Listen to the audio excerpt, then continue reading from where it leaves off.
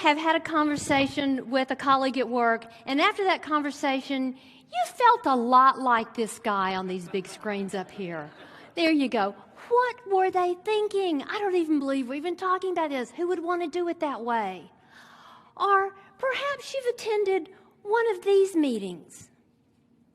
Now, this is not what we actually looked like in the meeting. This is what we were feeling on the inside in that meeting, right? What are they going on and on about? I don't even believe we're still talking about this. How many folks have been in this meeting? I've been in more than I like to talk about.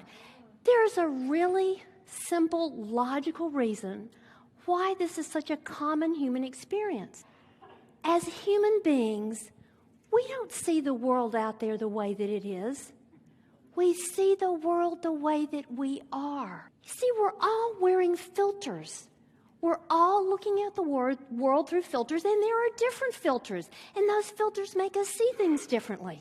But if we can learn something about our filter and learn something about other filters, then we can see where we're getting each other's way, and then we can take messy conversations and turn them into productive, constructive conversations.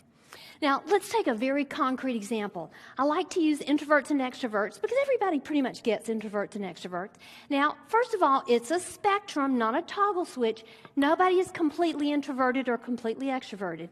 That said, we do tend to have a preference. And where we get in trouble with each other in conversations all revolves around this one difference we have. It's all about timing. Introverts and extroverts have a radically different sense of the passage of time and a very different sense of pacing when they're in their conversation. Give you a real-world example. I was at a chamber event, and a woman came up to me and said, "Oh, Carol, I'm so glad I ran into you. I heard you speak at the City Club last Wednesday on introverts and extroverts, and Friday I was meeting a new person, and I wanted to turn him into a customer." And we started talking, and he was talking, and he was talking, and he was talking, and he was talking, and then I remembered what you said.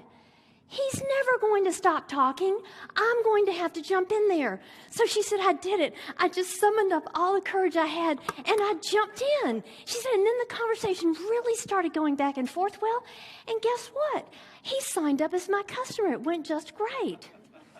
And then she said a very telling thing. She said, you know, he actually looked relieved when I jumped in there. Of course he looked relieved. The whole time she was thinking, oh my God, am I ever going to get to say anything? How am I going to find my way in here? Is he going to talk the whole time? He was thinking, is she ever going to say anything? Am I going to have to carry the ball the whole time? Because what he didn't know is he was never leaving her enough space, as a classic extrovert, to enter the conversation. But guess what? She had learned about these two filters, and she knew. So she did what she had to do. She changed her natural behavior, jumped in there, and she got a great outcome from that conversation just because what she knew what to do about those differences in filters. Now then, I have to attend to your safety when you leave this building today and go home. Because if I don't, this is what you're going to do to your primary relationships when you get home. You're going to be tempted to go home and say, hey, honey, I learned some interesting things this morning, and now I know what you are. Yeah, adults hate being told what they are. Do not say that. What you can also say, be tempted to say is, hey, honey, I learned some interesting things, and now I know what your problem is. Yeah, that's not going to go so well either. There is something, however, you can say that can have a very productive outcome. Hey, honey, I learned some really interesting things about introverts and extroverts today, and I'd like to share with you what I learned about myself. That is the beginning of a very constructive conversation, and that's the one I suggest you have when you get home.